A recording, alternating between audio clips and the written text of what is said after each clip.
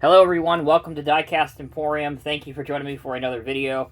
In this video, we are going to be doing an unboxing and review of the new for 2024 Diecast Masters Highline Series 187 ratio scale Cat 395 excavator GP or general purpose version. This version differs from the mass excavator version, just like its 150th scale counterpart, in the fact that it has a different boom and stick and comes with a total of 3 interchangeable attachments. Item number for reference that you need to know, 85688.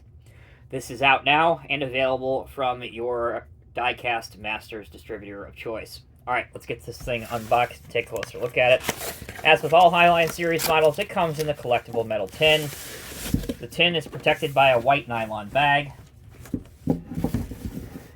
As we can now get our first look at the tin, you can see that there is a picture of the model on the side. There's also a sticker here which tells you that there are 2 additional tools included besides the bucket. They are the S3070 shear, demolition shear, and the H215 hydraulic impact hammer.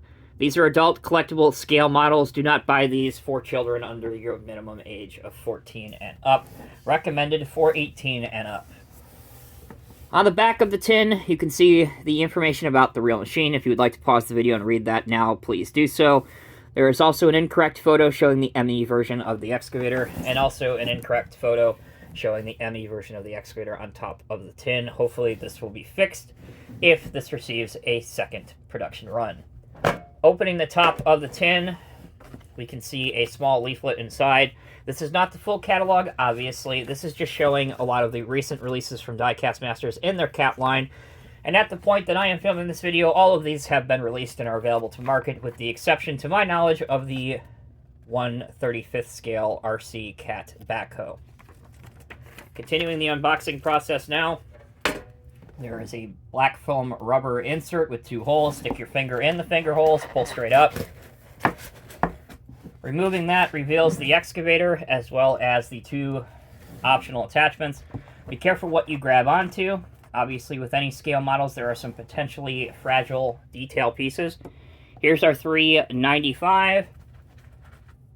Here is our H215 hydraulic impact hammer. You'll note the chisel is not spring-loaded, but this piece is almost all die-cast, which is a welcome relief. Next piece, and the final piece out of the box, is the S3070 scrap shear.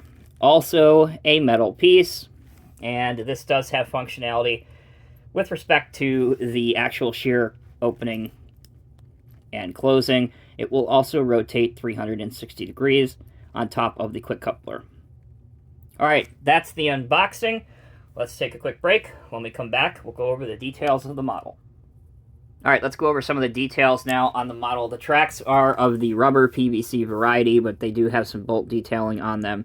This is what the base of the model looks like, including 187 scale and the Diecast Masters logo. These tracks are very easy to swap out if you don't like the rubber PVC look. There are other options available to you. Looking at the cab, you can see the 395 logo at the top right corner. There's also a falling objects protection structure around the cab, or a cab guard, call it what you will, with 2 forward-facing lights. Moving to the boom now, you can see that there are some painted details here. The cat logo, Modern Hex logo. Also, this is something I really like. If we can't have physical hydraulic lines as separate pieces on HO scale diecast models, at least they are painted on the stick, which actually doesn't look that too terrible. You'll also note that all of the bolt heads and the connection pieces are discreetly painted cat yellow. Moving down to where your auxiliary lines are, you can see that there's a warning label there. The quick coupler piece is made of durable plastic, which means that if you are trying to change out these implements regularly, it will take a little bit of abuse before it gives up the go. Again, just use some care.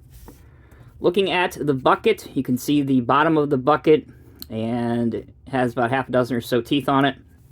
You can see the wear plating on the side, the cutting edge on the side. Moving along to this side, again, very similar to what we saw before. The venting work seen here.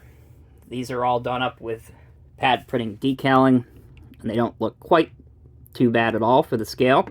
and you'll find another Cat Modern Hexen 395 logo. At the back, here we go. Now that the camera's focused, or sort of focused, you can see the warning label right there, right here. And the walkways as well do have a little bit of etched finish to them, as you can hear as I run a screwdriver over it. At the back, the iconic 395 excavator rear end with decals and some solid paintwork. Looking from the top down, you can see more hydraulic line details. These actually should be separate pieces, but we'll let it slide.